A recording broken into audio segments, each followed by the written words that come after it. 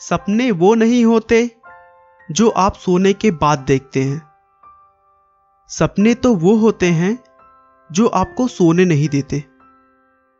ऐसा कहना है भारत रत्न डॉक्टर APJ अब्दुल कलाम का, जिन्होंने अंतरिक्ष और रक्षा विभाग में भारत को इतना बड़ा योगदान दिया है जिसे हम शब्दों में बयां नहीं कर सकते।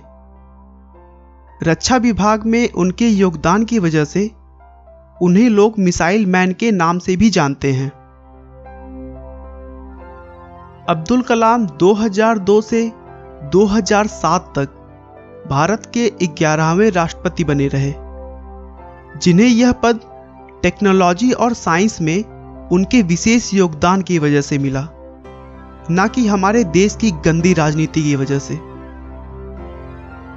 लेकिन दोस्तों, कलाम को यह कामयाबी इतने आसानी से नहीं प्राप्त हुई थी। इस कामयाबी के पीछे एक बहुत बड़ा संघर्ष छुपा हुआ है। आइए हम उन्हें अच्छी तरीके से जानने के लिए उनके बचपन से शुरुआत करते हैं। अब्दुल कलाम का जन्म 15 अक्टूबर 1931 को तमिलनाडु के रामेश्वरम में एक मुस्लिम परिवार में हुआ था। रामेश्वरम जो कि पहले मद्रास में था, लेकिन अब वह तमिलनाडु राज्य में है। उनके पिता जैनुल अबिदीन एक नाविक थे जो रामेश्वरम आए हिंदू तीर्थयात्रियों को एक छोर से दूसरे छोर तक ले जाते थे। शुरू से ही उनके परिवार की आर्थिक स्थिति बिल्कुल भी ठीक नहीं थी। कैसे भी करके 2 वक्त का खाना मिल जाए वही ज्यादा हुआ करता था। आर्थिक स्थिति अच्छी न होने की वजह से अब्दुल कलाम को छोटी उम्र में ही काम करना पड़ा। वह अपने घर वालों के आर्थिक मदद के लिए स्कूल से आने के बाद न्यूज़पेपर और मैगजीन बेचने का काम करते थे। इतने परिश्रम के बाद भी वह अपना पढ़ाई में पूरा ध्यान लगाते थे। उनके अंदर हमेशा कुछ नया सीखने की भूख रहती थी।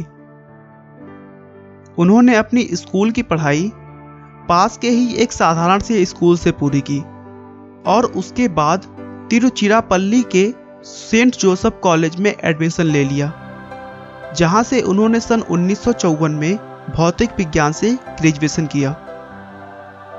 उनके पढ़ने और लिखने की शौक की वजह से उन्होंने पढ़ाई बंद नहीं की और आर्थिक स्थिति अच्छी ना होने के बावजूद भी उनकी लगन और मेहनत को देखते हुए उनके घर वालों ने पूरा सपोर्ट किया और आगे की पढ़ाई भी करवाई। वह पढ़ाई के लिए 1955 में मद्रास आ गए, जहां मद्रास इंस्टीट्यूट ऑफ टेक्नोलॉजी से उन्होंने अंतरिक्ष विज्ञान या फिर इंग्लिश में कहा जाए तो एयरोस्पेस इंजीनियरिंग की पढ़ाई की। इंजीनियरिंग की पढ़ाई पूरी करने के बाद अब्दुल कलाम रक्षा अनुसंधान और विकास संगठन यानी DRDO में वैज्ञानिक के तौर पर चुने गए। वहां पर कलाम ने अपने कैरियर की शुरुआत भारतीय वायुसेना के लिए एक छोटे से हेलीकॉप्टर का डिजाइन बनाकर किया, लेकिन DRDO में काम करके उन्हें संतुष्टि नहीं मिल रही थी। DRDO में एक सीमित काम होता था जो कि रोज रोज दोहराना होता था और कलाम एक सीमित काम तक बंधे नहीं रहना चाहते थे। कुछ वर्षों तक काम करने के बाद 1969 में उनका ट्रांसफर भारतीय अनुसंधान संगठन यानी इसरो में हो गया। यहां पर वो भारत के सैटेलाइट लॉन्च परियोजना के डायरेक्टर के तौर पर नियुक्त किए गए थे। उस परियोजना को उन्होंने बखूबी सफलतापूर्वक पूरा किया और तभी उन्हें यह एहसास होने लगा कि शायद मैं इसी काम के लिए बना हूं। उसके बाद से उन्होंने कभी भी पीछे मुड़कर नहीं देखा और एक के बाद एक शक्तिशाली मिसाइलें भारत को दी और दुनिया को दिखा दिया कि हम भारतीय भी किसी से कम नहीं हैं। एक अद्भुत वैज्ञानिक के तौर पर उनकी उपलब्धियों को देखते हुए 2002 में उन्हें राष्ट्रपति पद का उम्मीदवार बनाया गया और 2007 तक उन्होंने बखूबी अपने कार्यों को पूरा किया। अब उनकी उम्र काफी ढल चुकी थी। इस उम्र में आकर हर व्यक्ति आराम करने की सोचने लगता है, लेकिन उन्होंने ऐसा नहीं किया। वह कई जगहों पर प्रोफेसर के तौर पर कार्यरत रहे और अपना पूरा समय नवयुवकों के मार्गदर्शन में लगा दिया।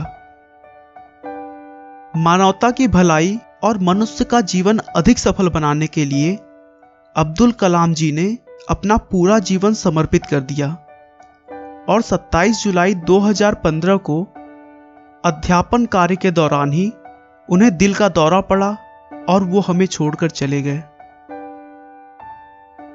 दोस्तों, अब्दुल कलाम का कहना है कि जीवन में कठिनाइयां हमें बर्बाद करने नहीं आती हैं, बल्कि यह हमारी छुपी हुई सामर्थ्य और शक्तियों को बाहर निकालने में हमारी मदद करती हैं। कठिनाइयों को यह जान लेने दो कि आप उससे भी ज्यादा कठिन हो। आपका बहुमूल्य समय देने के लिए